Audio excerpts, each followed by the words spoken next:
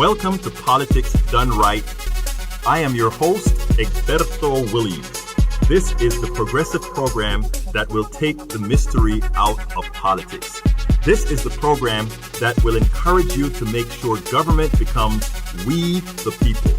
Whether you are liberal, conservative, or otherwise, you get to air your point of view. Remember, you can also send me a tweet to EGBERTOWILLIES. That is, at Egberto Williams. Let us engage. It is politics done right. 1, 2, 3, 4. Well, folks, welcome to one more edition of Politics Done Right. I'm Egberto Williams, your host. Thank you so kindly for being a part of the show one more time again. We are going to have a great show today. I had a different subject planned for today, but after writing an article for the Daily Coast on Sunday, I got a whole lot of pushback from the article from some folks who I think didn't quite, I don't know if they didn't quite get the article. I don't know if they simply disagree with the tenets of the articles or what. But my very big concern about how that was handled, of course, is that many continue to have the tenets, or many, what I consider, many progressive Democrats consider to push, continue to move, what I consider to be the tenets of Reaganomics, the tenets of supply-side economics, the tenets of what's been preached for us for a long time that has completely and entirely failed the country. So what I did is I said I left a note inside of the forum, and I said something that was quite simple. What I would do is change the subject of the discussion and of what we were going to talk about today, and give anyone who wants to discuss the point, debate the point, or whatever that was placed in that particular article, the floor. And they can call in at 646-716-5812. Again, that number is 646-716-5812. What I normally find a whole lot of times is that when there are certain people behind the keyboards, they have a whole lot to say, but generally speaking, if then asked to defend your point in real time, to talk about exactly why you feel what you feel, it becomes another story. So again, it's open for all those lists of people inside of that message section of the article to give me a call, 646-716-5812, and make your point. I am all ears, and I would love to listen to you. Let me just, what I need to do, I guess, later on, if we don't get calls up front, is I'll go ahead and read the article that was written. I had done that before on the KPFT show a few days back. But what I want to do, first of all, is get with the show. So what's the title of the show today? Some Democrats continue to promote Ronald Reagan's policies. Again, some Democrats continue to promote Ronald Reagan's policies. Subtitle is, Democrats must stop promoting selfish and voodoo economics. I think that's where we're at right now. Too many are there promoting selfish, voodoo economics type politics, and I'm not sure why. I really am not sure how you can be a progressive, how you can sign on to the democratic tenets of the progressive agenda, meaning the Democratic platform. How can you do that and possibly support any of the tenets of Reaganomics, which is what many have done in their complaints on the article. So here it goes. This is the last week of early voting in Texas, folks. Progressives must go out there and elect progressive candidates so that there are real choices in the November election. So please go out to vote early so that if you encounter any suppression problems, you can handle it before it's too late. As you know, Texas tries everything inside of these boots to find a way to prevent our folks from voting. Texas is not a red state. Texas is a non-voting state. Again, I repeat, Texas is not a red state. Texas is a non-voting state. Period. Punto final. No hay nada más que decir. Si la gente vota en Texas, los progresivos ganan. If the people vote in Texas, progressives will always and always win. Why? Because the values of progressives are the values of Texas, and to put it bluntly, the values of progressives are the values of the entire country. When people are asked individual notions of what it is they want out of society, what it is they want out of government. The country is a progressive country, irrespective of what you hear the talking heads on TV say. Just look at the polls and see what people want. Based on what they want, people are progressives. Continuing, I wrote the article titled, "We Need an Economic System That Makes Bill Gates and Koch brothers Impossible," that appeared on the Daily Kos front page on Sunday. It created a firestorm that I did not expect. That sect at a progressive website responded in a manner, or in that manner, it was pretty damn disconcerting. That is the topic of the show today. That is the topic of the show today. And I opened the door again to all my fellow Cossacks at Daily Kos who complained about the articles. And if you also like the article, I'd love to hear from you if you decide to call in as well. 646-716-5812. We're pretty nice around here. So if you don't want to call in, you can always go to the Politics Done Right with Egberto Willis page and put your comments in there. But I'll much prefer to hear from you. Anyway, before we get started, from the news feed, according to CNN, Democrats once again hold a wide advantage in a generic congressional matchup. According to a new CNN poll conducted by SSRS, backed by a base of supporters who are more enthusiastic than Republican partisans and more motivated by core issues. The poll finds 54% of registered voters say they back a Democrat in their congressional district. 38% say they back a Republican. That's a shift in favor of Democrats since January. I don't know if you guys remember that the poll had dramatically fallen into single digits. It looks like it's back to 16 points. 38% say that they back a Republican. That's a shift in favor of Democrats since January, bringing their advantage in a hypothetical generic matchup to about the same level as early 2006, a year in which the party won control of both the House and the Senate. This also mirrors their advantage on the question last fall, before a January full of good economic news brought a shift towards more positive numbers for both President Donald Trump and his party. The same poll also found Trump's approval rating declining, a metric that's frequently closely tied to his party's performance in a midterm election. Democrats and Democratic-leaning independents remain more enthusiastic about voting in the fall than Republicans and Republican leaners overall.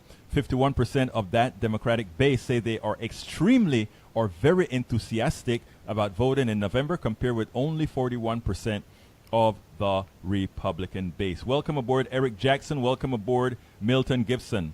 According to Slate, but before I go into that, I want to say something about the generic poll. Anytime I read the generic poll, or anytime I hear about the generic poll, I get I get disconcerted for one particular reason. It's all polls are instants in time, and I don't want folks to say, "Oh wow, we have an insurmountable 16-point generic poll lead, so everything is going to be okay." I don't think so. I think there's a whole lot of policy that we need to discuss with people, and that is henceforth some of what I wrote in that article. There's a whole lot of policy. Welcome aboard, Bruce. There's a whole lot of Bruce Pollard. There's a whole lot of policy one needs to discuss. Policies that is framed in a manner that the average American citizen can understand, in a bread and butter manner, instead of in some idealistic manner that we need to continuously hammer into their psyche right now. I've written some articles as well that talked about not simply telling voters how things are supposed to be, or giving them statistical numbers, et cetera, but we have to equate the things in a manner that affect them. If you're a parent of a student with $500,000 in student loans, $250,000 in student loans, $100,000 in student loans, how is your candidacy going to help them? If you have a mother who is sick with Alzheimer's and who has to be placed into a facility, how is she going to be taken care of without bankrupting her family, her surrounding family? If you have a kid with a terminal illness, or if you have a kid with a chronic illness, how is that kid going to be taken care of in the long run? So there are a lot of issues that we have to speak about, talking directly to these people and things that affect them.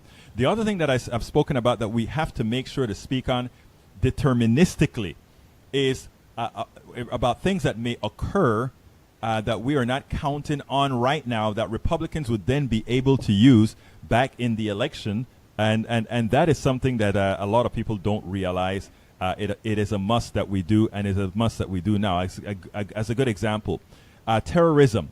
We are one of the reasons I tell a lot of Democrats that we have to build on a solid base. You must build on a solid base because you can't have incidentals come across and suddenly somebody flip on how they're going to vote. In other words, you can't have a terrorist attack and somehow, they're going to flip in as much as they know that most of the social issues that concerns them, most of the economic issues that concern them are something that's a purview of Democrats and progressives, but a terrorist attack somehow flips them into forgetting about that. We have to make these issues within their minds solid and codified. But above and beyond that, we have to prepare them for the possibility that that a terrorist attack could occur. And how we do that, we start to tell them the correct stories, the truthful stories. Donald Trump is weak on terrorism. How is he weak on terrorism? He employed, or rather, he appointed somebody that wasn't qualified for the job for Homeland Security, and Homeland Security is in chaos. Same we have to apply to the State Department. The State Department has been pilfered. They've simply dropped the State Department with very few people. How does that affect terrorism? Well, a lot of the social contacts that were established, the social connections that were established that could have determined or helped determine or create relationships to help find terrorism, they're no longer there. That increases the possibility that something is going to be missed and that there could be some terrorist act. We must prepare our people for these eventualities. Come October, what else is going to happen just before the election? The insurance rates are going to fall or are going to drop onto Americans, and they're going to see another healthy increase in their insurance costs. Now, it is easy to spin that for the Republicans as saying, well, we tried to overturn Obamacare, but because we didn't have a filibuster-proof Senate, we couldn't do it, so it's not our fault. It's just continuing the process that has already occurred. Obamacare is bad, and all these extreme rates that you're going to see in October, it's their fault. What we should be putting into people's minds right now is not fighting from not being on the defensive. We should be on the offensive, stating that at this point in time, the rates are going to be going up, and the rates are going to be going up for several reasons. One, President Trump, number 45, went ahead and he killed the individual mandate, which means cost for everybody goes up as those people who believe they're never going to be sick pull out of the markets and prevent entry into increasing the level, increasing the amount of folks in the pool. We have to get those messages out. Again, so what are those? Terrorism. We have to be prepared for terrorism, and we have to be putting into people's minds right now that there just may be a terrorist attack, and that terrorist attack could have been avoided by Donald Trump whenever he tries to put that onto the progressives and Democrats. Likewise, we have to remind them that the healthcare costs are going to be going up, and the reason they're going to be going up is because of what the Trump administration has done thus far. We have to be ready and not just be defensive. That is how we get to win elections. Continuing, according to Slate, the Supreme Court denied an unusual request by the Trump administration to immediately rule on its executive action shuttering the Deferred Action for Childhood Arrivals program and launch a case to the highest court in the land without going through the full appeals process. According to the New York Times, that decision announced Monday was expected. As a process, the administration proposed using an obscure Supreme Court procedure called certioria before judgment, certiorari before government. Is generally only used in times of crisis. For now, as the administration appeals an earlier ruling from a federal district court judge, the Department of Homeland Security will continue to accept renewal applications beyond the March 5th deadline the administration had imposed. The administration does not have to accept new applications or allow dreamers who number almost 700,000 back into the country if they leave. Okay, folks, the telephone number is 646-716-5812. Again, that number is 646-716-5812. Like I mentioned, the show today is about the response to our article called "We Need an Economic System Where a Bill Gates or Koch brothers is impossible." And what I meant by that is I wasn't trying to equate I was not trying to equate Bill Gates with the Koch brothers because they're a different animal, and so I specified that in the article as well. So what happened when that article went up is, first of all, it did get quite a few recommendations, but likewise it got a whole lot of discussion with some people making some what I call scandalous comments as far as whether the article is right or wrong, inside and fighting, all that sort of a thing. To put it bluntly, I just put a post in the Daily Kos where I said, look, as I promised in a comment, if I saw enough motion within the blog group, I would just go ahead and have and go ahead and talk about this today. Again, I kind of spoke about it somewhat on KPFT 90.1 FM Pacifica, but here on our daily show, I decided I would do it again, and assuming that some of the people that had the largest complaints at Daily Kos, the ones that had the biggest voices at Daily Kos, to say that I was wrong in the post, to call in or write in to say where I was wrong. So that post is there for all those detractors of the article.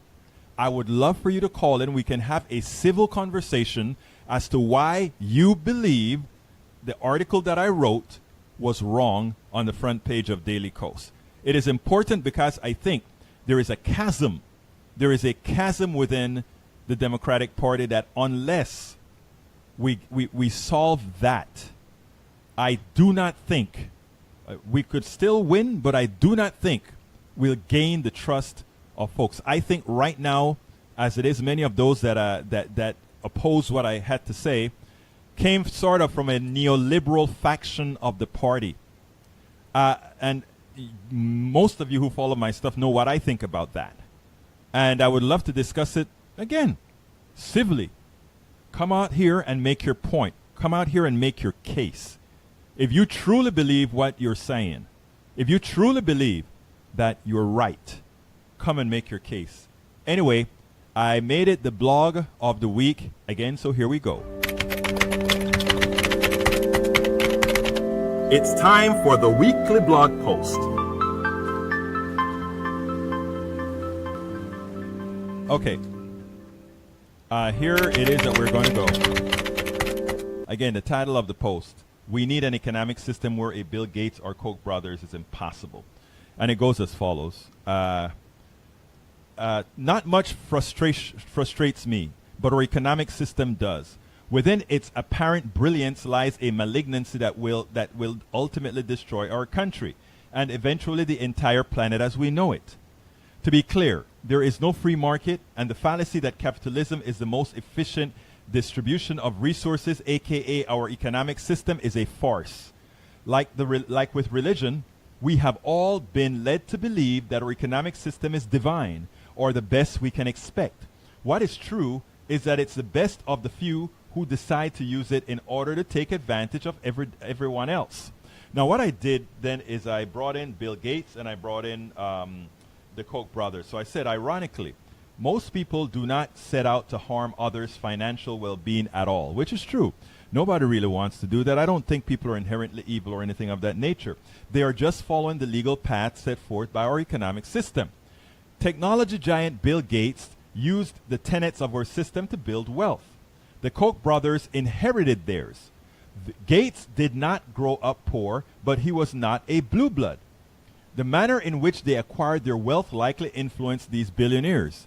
The guy who knew what it takes to make a buck for himself, despite our flawed economic model, is much more compassionate than the ones who had silver spoons in their mouths. So as you can see, some have accused me of somehow equating the two of these guys together. I am not. Bill Gates is a good guy who has been following the tenets of our current economic model. You can't ask anybody who's doing something legal not to do it. The Koch brothers, by the same token, they're following the rules, but in the process, the ideological tenets that they are pushing are detrimental, evil, and much worse. Anyhow, continuing. The guy who, but the reality is, these two characters share more in common than not. What I wanted to show there is the commonality of having excesses, The commonality of having that inordinate amount of money that give you almost full total control of whatever you want to do. But the reality is these two characters share more in common than not. They both wield power to control politicians, and with that, policies that affect us all undemocratically. It is the benevolent pseudo-dictator versus the evil dictator. You know, where I come from is a country called Panama. And in this country, we had a dictator called not Manuel, we had a dictator called Omar Torrijos Herrera. Omar Torrijos, a lot of people didn't like him because he was a dictator. Yes, he was a dictator. But I've always called him the benevolent dictator. Now, he's a guy who signed the Panama Canal Treaty with Carter that gave the canal back to Panama in 1903. He was one of the good guys. He went into parts of the country that nobody went into, and he paved roads, and he created water plants, and he created dams, and built dams, and all these other things to help folks out, to help people that never got help before. In other words, I'm equating him with Senor Gates. Then, of course, you have Ferdinand Marcos, the evil dictator of the Philippines, or I could use some others. We can go with, I don't want to say Idi Amin Dada because I don't know enough of the internal mechanism of the politics, but you go with another dictator who just kill folk, or if their ideology is not implemented. That is what we have. So for those folks who thought the idea was to equate the Koch brothers somehow with Bill Gates, that wasn't the issue.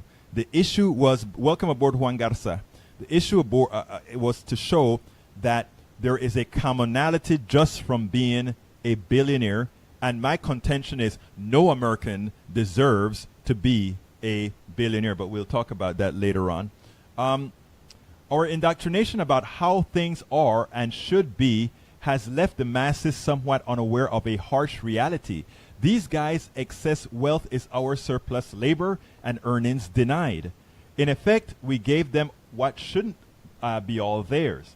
And, you know, some people complain about the way I said that statement. I stand by it, and I'd love to explain it later on.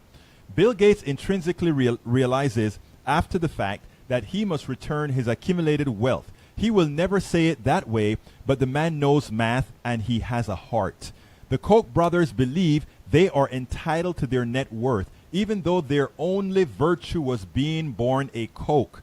Both the Koch brothers and Bill Gates give away a lot of money, but their aims differ. The Koch brothers are ideological while Gates is practical. Money capital is power, and we should not have an economic system where anyone can accumulate an infinite stream of capital. I don't care what you think you brought to this country, what you think you brought to this economy. Nobody is entitled to infinite capital. There's no magical thing. An economy is human made. We determine as a society how capital is allocated, and to believe that somehow intrinsically, because you had a great idea, like many of us have had, many of us had ideas that some have capitalized on. I can tell you a story with the shopping cart that I was going to write in the 90s that I couldn't write the software because Amazon went ahead and did what's called, they patented the one-note technology, one-click technology, something that we find asinine in the form of, how can you patent something that is pretty darn common? But that is a kind of economic model we have that is driven and kept intact by our government. Anyhow, continuing, the Koch brothers believe they are entitled to their net worth, even though their only virtue was being born a Koch. Both the Koch brothers and Bill Gates give away a lot of money. The Koch brothers are ideological while Gates is practical. More money is more capital. Or rather, more money capital is power. And we should not have an economic system where anyone can accumulate an infinite stream of capital. That accumulation is wealth denied others, not because of worth, but because of a flawed economic model.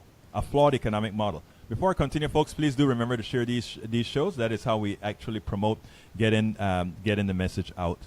First, no one person can provide the service required to accumulate the sums that billionaires have. In other words, absent everybody else, absent the current people that are living on this planet today, absent the learning that we got progressively from our forefathers, progressively from people before them, progressively from that.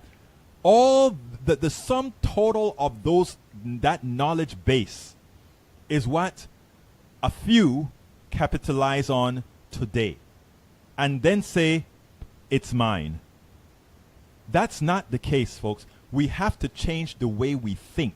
We have to change the way we have been indoctrinated. Okay?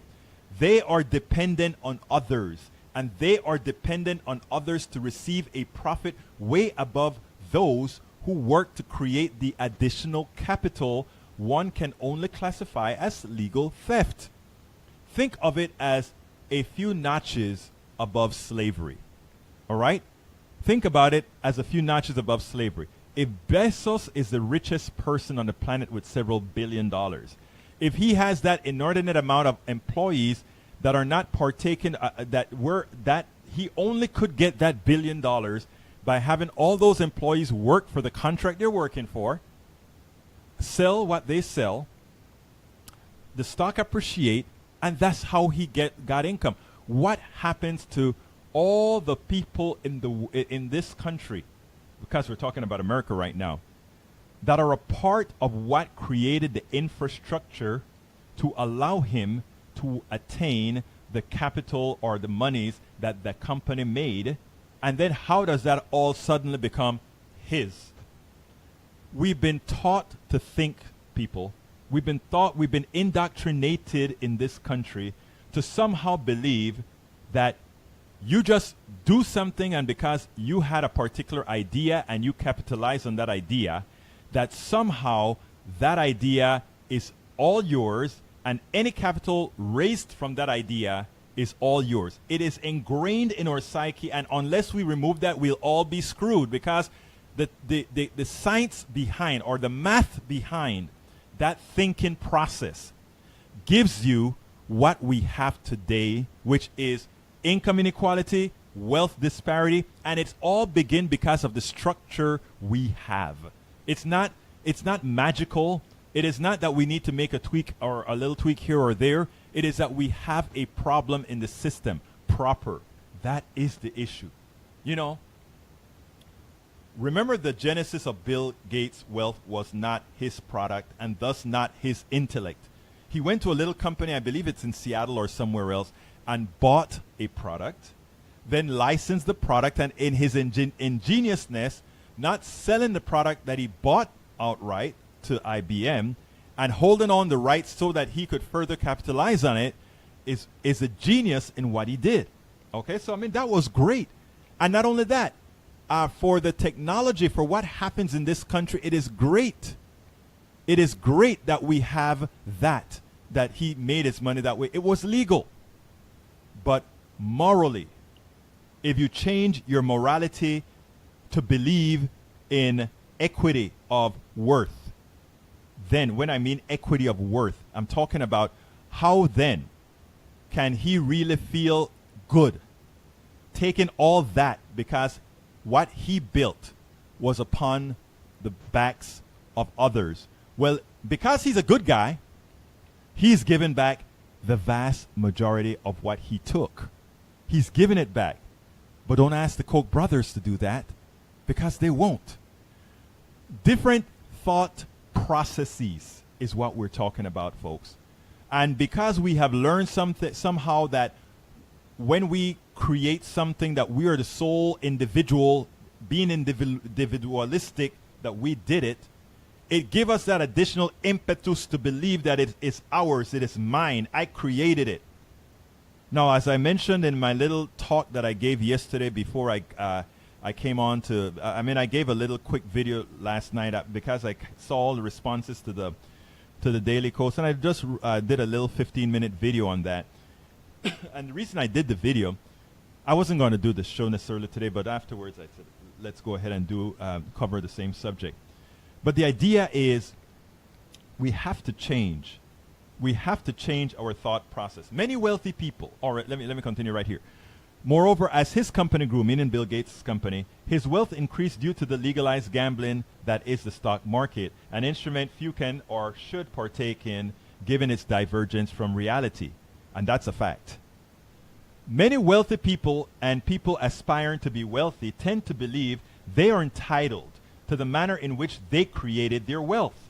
They tend to think they have more worth than those who manufacture things, grow food, fix cars, design items, and much more. They think that they're superior. Their thought process of being the one who thought, well, if I went ahead and created this widget and then have everybody else work the widget, I make all the excess profit from these slaves that are implemented my thought process.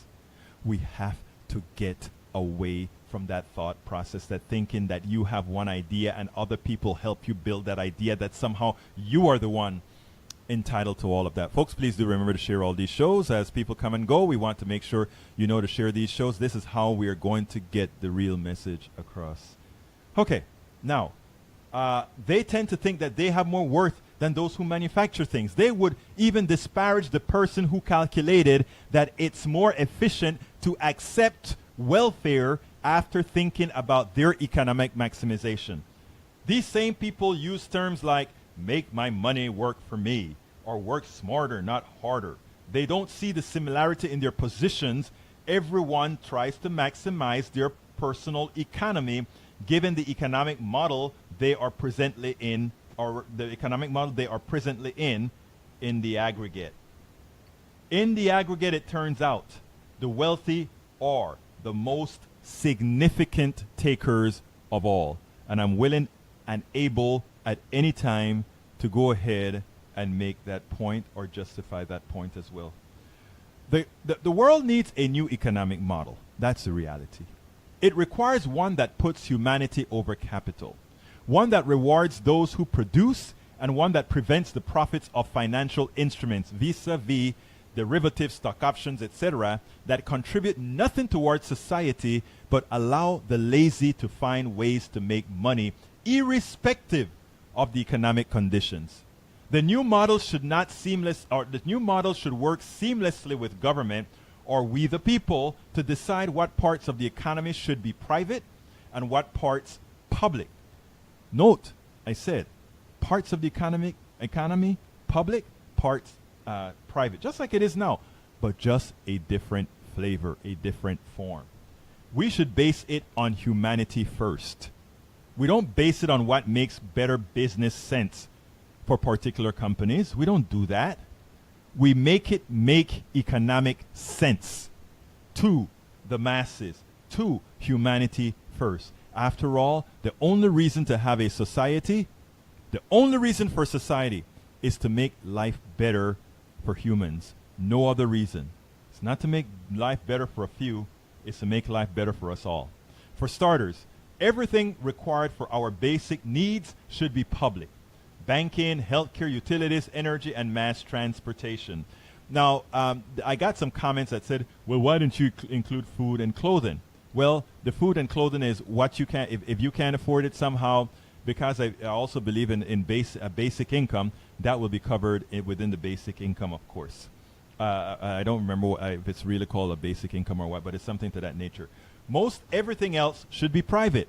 The previous statements may sound radical to many because we have been brainwashed into believing that maximal privatization is best for society or more efficient. Reality has proven something completely different. More so than not, it has created ever-growing income and wealth disparity, with those least deserving continuing to profit from our flawed economic model. And some people said, well, the world got really ahead. Big skyscrapers, big bridges, big liners, freight liners, all these things were created by capitalism. Absolutely so, you know. But here's my kicker. Had we never had capitalism, would a lot of this stuff occur?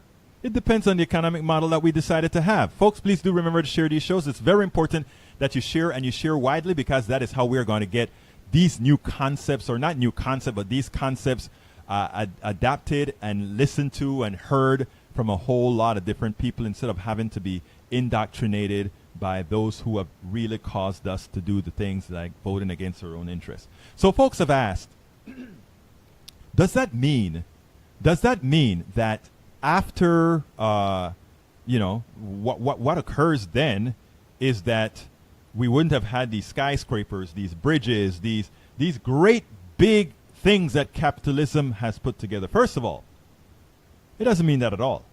But, but as well, you could be right. It could be that we wouldn't have those big steamships. It could be that we didn't have those big bridges. It could be that we didn't have a whole lot of those big things because it could be that society didn't ask for them to be built.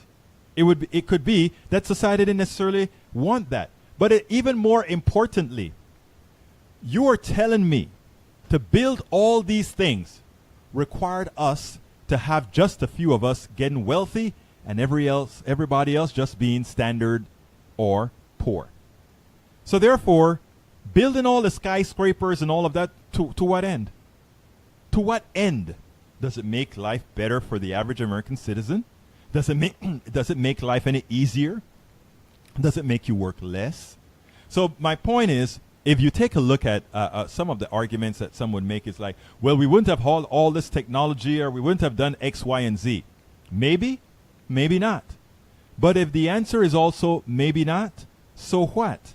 Because as when I've spoken about capitalism before, as somebody else told me once, they said, wait a minute, a lot of those buildings, the skyscraper and these mass buildings and mass constructions and mass edifices to capitalism, most of the people who built them, most of the people who partake of this society are unable to use it. 210, I'm coming to you next, are unable to partake of the riches that this country has created.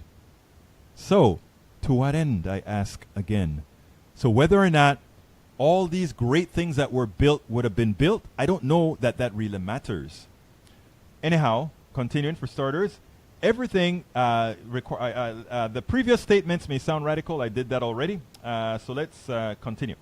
Reality has proven something completely different. More so than not, it has created ever-growing income and wealth disparity with those least deserving continue to profit from our flawed economic model. We must open our minds to the possibility of a more just economic model and ignore the fear accompanying the false accusation that wanting one is tantamount to being a communist. Stop fearing people calling you a communist or a socialist, because that is a showstopper. They know that if they use those two words because of how America is, the first thing you're going to do is freeze up, clam up, and shut up. Don't. Because that's not what you're advocating. You're advocating an economic model that works. They say, well, no other model has worked and only capitalism. First of all, let me remind all of you folks that one of the reasons there are no other models is that we ensure there are no other models in any great that is overly successful or gets out there ahead of the game. When and some of the folks are going to not going to understand this because, again, of the indoctrination they have on South America or people on the left. When Hugo Chavez tried to establish Los Estados Unidos de Sudamérica, I think it was called something, I think they were called Los Estados Unidos Bolivianos, the Bolivian the United States of, the Bolivian United States or something of that nature, I think it was that he called it.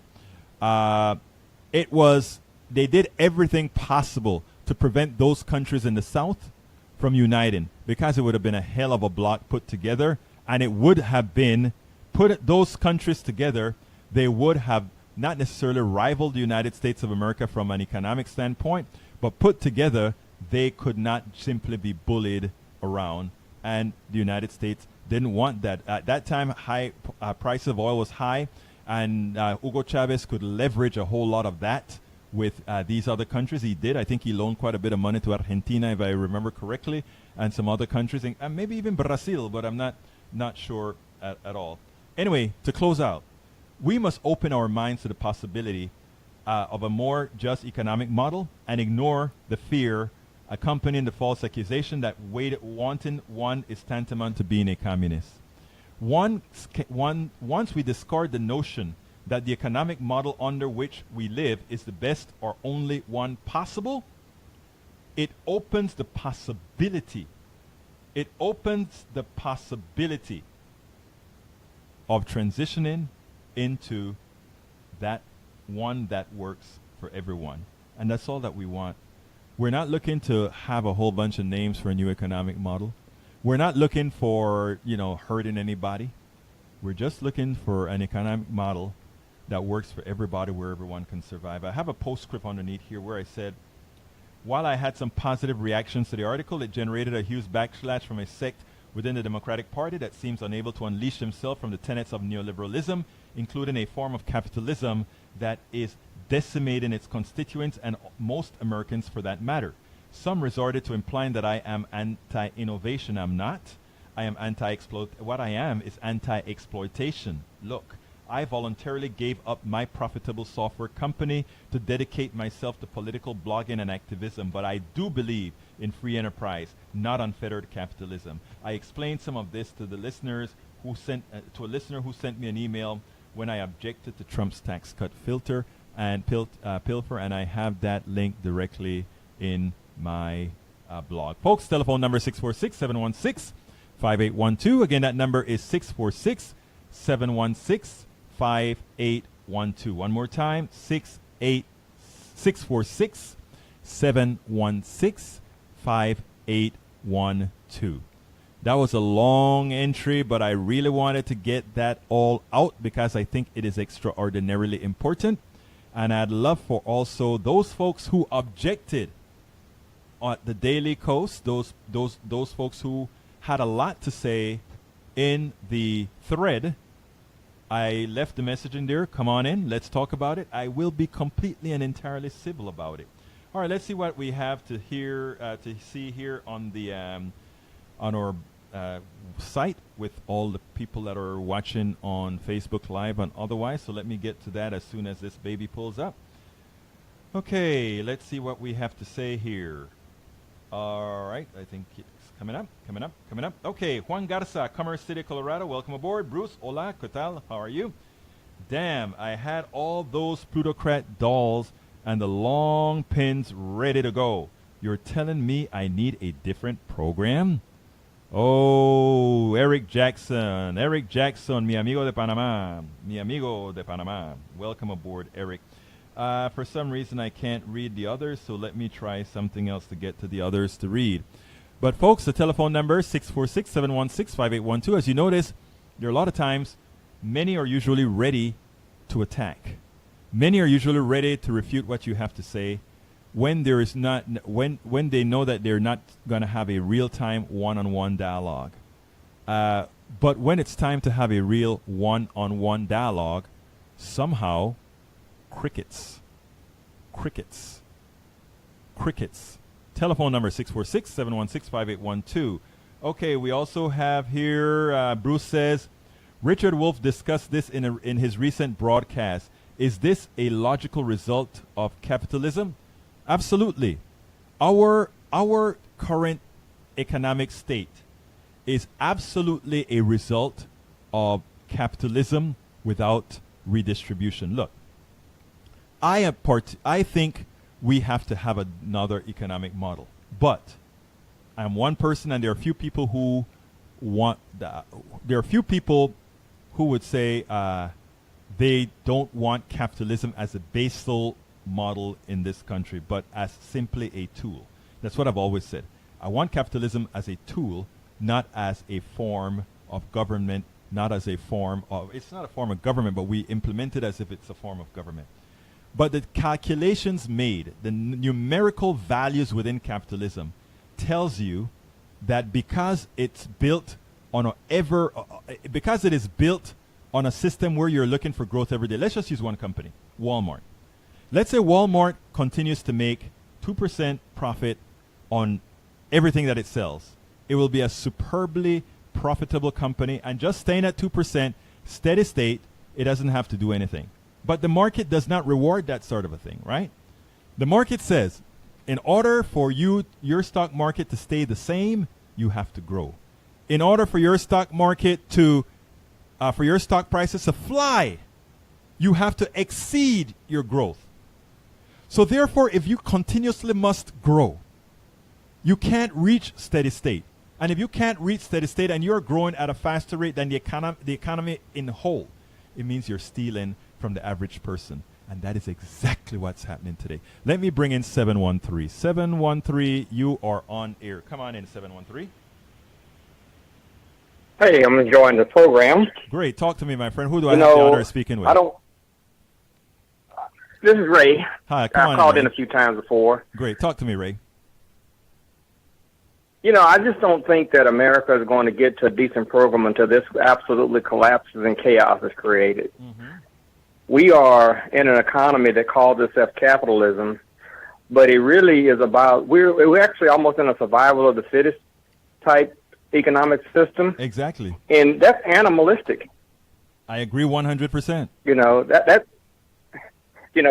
So we diminish each other in order for somebody to stay on top. When the bottom line is we're all under this umbrella of a government that when there's enough chaos created, it's going to hurt us all. It's going to hurt a lot of innocent people or who are supposedly innocent, but it's going to hurt a lot of people until we get this system together. There are not everything I can agree with, but there are things in this system like health care that is choking this country off. There are economic policies. You were talking about Wall Street. Wall Street expects a 2% inflation model. So what happens when you get the 2% inflation, but you don't have 2% wage growth? And there are so many jobs that have not had that wage growth in years, in decades, until it's why we keep people poor. It's why there's so much stress in this economy. It's why all of these negative things are happening, and we keep blaming each other instead of looking up to see, hey, we're under an umbrella that is animalistic. Ray, let me tell you something that is quite interesting because there's a perfect they've created the perfect model. I call it the guardians of the gate, right? It's a 0.1%, the 1%, the 10%, the 20%, and everybody else, and every single one of them guard their territory. And then you leave the masses down below, right? The 60% of the masses that are completely and entirely screwed. You ask them if they can lose a paycheck, they cannot. I think the thing just came out that said 51% of Americans, I think is the number, either 51 or 41%, one or the other, whatever it is, it's very high, owe more money than they have assets. Think about that. The vast majority of Americans own more money than they have assets. And Bruce, you mentioned about Richard Wolff. Richard Wolff gave a talk called, I have it on my website as well, called Capitalism Hits the Fan. Okay, we built the great Bill Clinton that we revere because of the fastest growing economy. Also was an economy built on debt. In other words, you give people easy debt and somehow you have a semblance of prosperity, which is what we had. And that occurred under Obama as well. It occurs under everybody because we're still following some sort of these types of Reaganomic policies, even if in different gradations, we are following them. And until we rip ourselves away from that and stop believing the cookie. Now, there are a lot of comments that people made on the Daily Kos that I wanted to really put out there. And then I'm going to bring you right back in, Ray. But one of the persons said, well, look, Bill Gates, he was innovative in the way he created Microsoft. And because we had Word and there was a technological explosion really started by Bill Gates, he deserved to have made some money from it. And I think he deserves to have made some money out of it. But he didn't make the 90 or 80 or 70 billion dollars that he has over it, because all that monies were made by other people instantiating what Bill Gates thought about. And not only did they instantiate what Bill Gates thought about, they modified, they made better, they did all these things, but still yet there were just a few within Microsoft, specifically those who had a certain amount of stocks, etc., in the beginning, that got maximization and became billionaires out of this thing. Same thing goes with just about every billionaire. They would tend to say that we are billionaires because we work hard and we do things. I made a comment a few times ago. When Bill Gates made MS-DOS, or when MS-DOS was released under Microsoft, the only reason that I was able to leave corporate America and form my own company in the long run after I did the Chinese project to build an oil well logging system was because Bill Gates, not Bill Gates, but Microsoft screwed up in the way they did serial communication in MS-DOS and Windows 3.1 and way on up. I made a business on their screw up. All right. And there are several other small companies that made businesses on their screw ups. Great. I'm happy for that. It bought my house to send my daughter to college and all that kind of stuff. You know what? I could sit down and say, well, look, I am part of what made Windows viable, because for those people like the oil companies who are using it to get all their data to the systems and all of that, they're using my software. So, I deserve a part of that billion. You don't think like that. You do not think like that. What you think is you do your part and you make your living. Bill Gates and these guys, they do much more than that. They make their living, but they do much more than that. And we think, we've been indoctrinated into believing that that is okay, and they are better people than we are, and they are more deserving than the work and the sweat that we put in there. So for that person on Daily Kos who said, well, these guys did so much. Yes, they did a lot, but so did many other people, and so did many other people who did much more, and because of the structures of this economy, were not able to take advantage as they were able to do so. Thank you very much, Rick. Continue, my friend. Well, I don't want to get in too much into the Bill Gates model, although I'm kind of familiar with some of that because there were competitors. In this system, the best doesn't always win.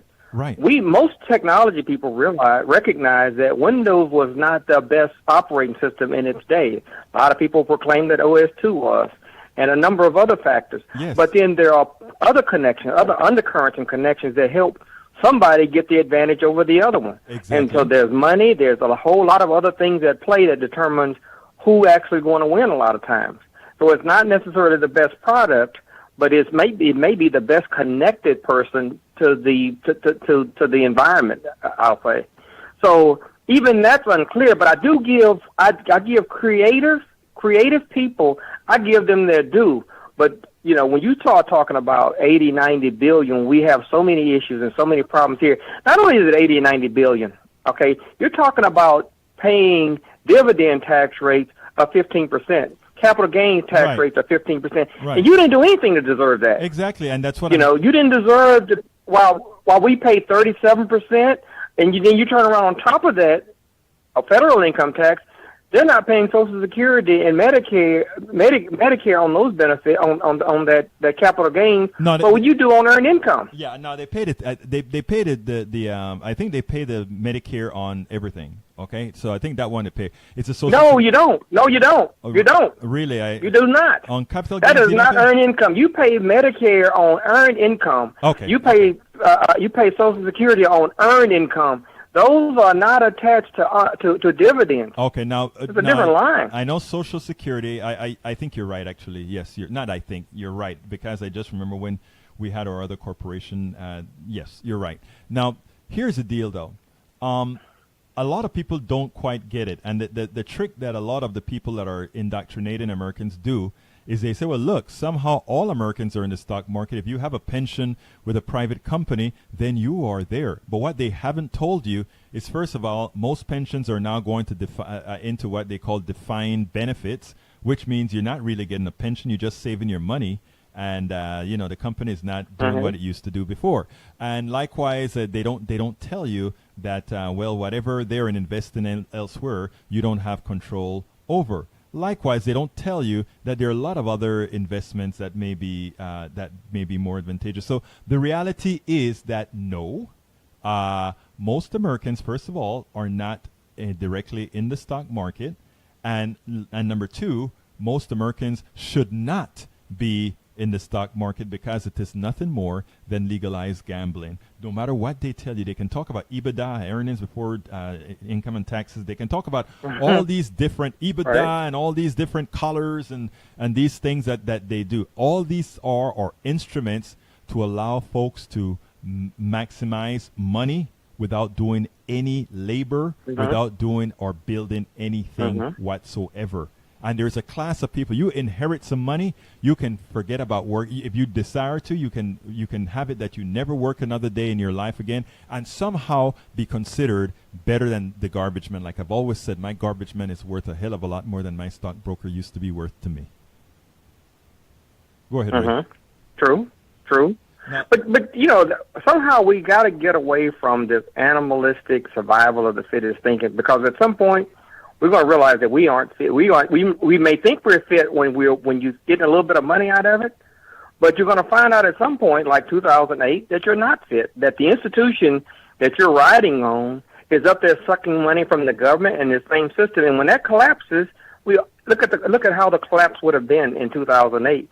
But what we do, we go back to the government and say, borrow trillions and trillions of dollars to help keep us from falling into this hole that was created by this process that we're in. Absolutely. So, folks, and please, I just don't know what it's going to take for us to get to that level other than an actual collapse. Let me tell you something.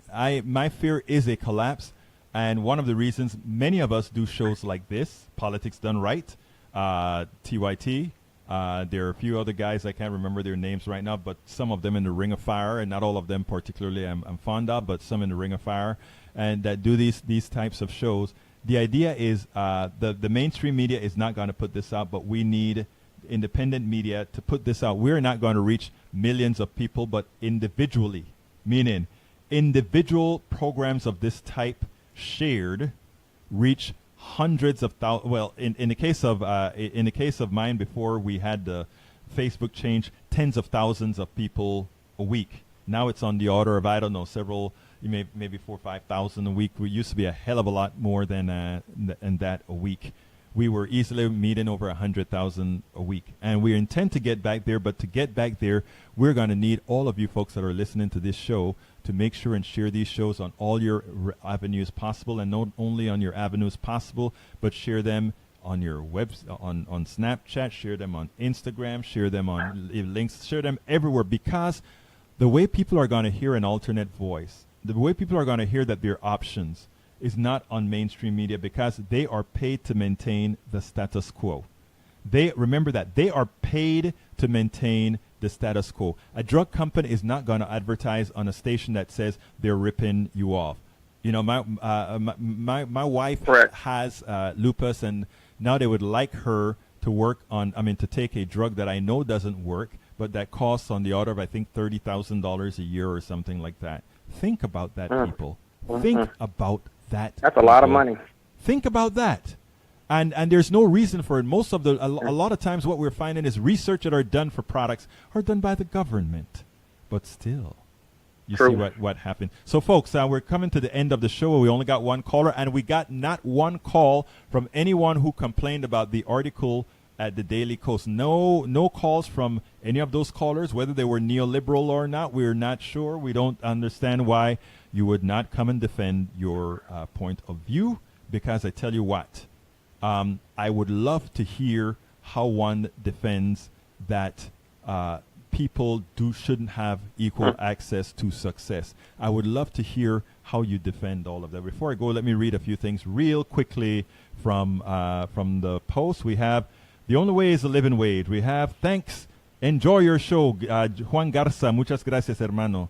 Norman Bunk, it's truly believe we can have the best of both worlds, crazy capitalist achievement and humane, heart-filled social services. Like the Bible itself, it will require a balanced approach. Prayers. You know, Norman Bunk, let me tell you something. Even in as much as I would prefer to scrap the model altogether, I am one person, and there are just not enough of us. Probably 20 to 25% of us would like to scrap the entire model. So we understand that.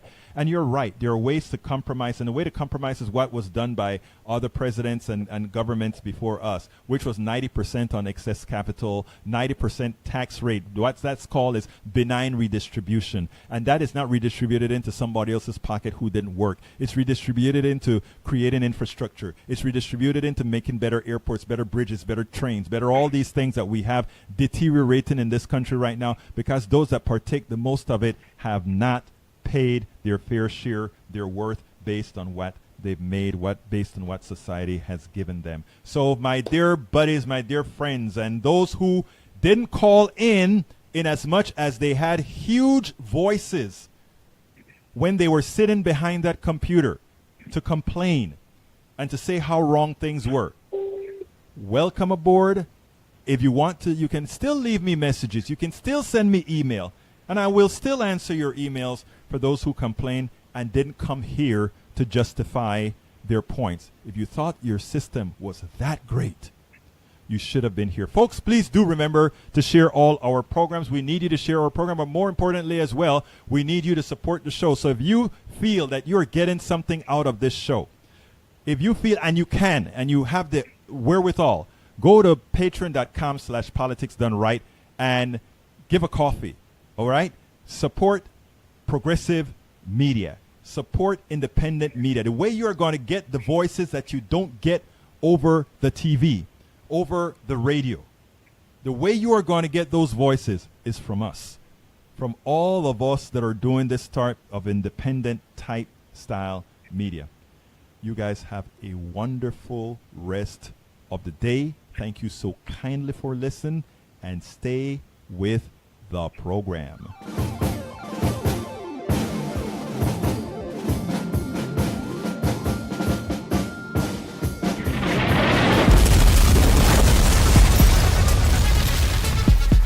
Welcome to Politics Done Right. I am your host, Egberto Williams. This is the progressive program that will take the mystery out of politics. This is the program that will encourage you to make sure government becomes we the people. Whether you are liberal, conservative, or otherwise, you get to air your point of view. Remember, you can also send me a tweet to EGBERTOWILLIES, that is, at Egberto Williams. Let us engage. It is politics done right. 1, 2, 3, 4.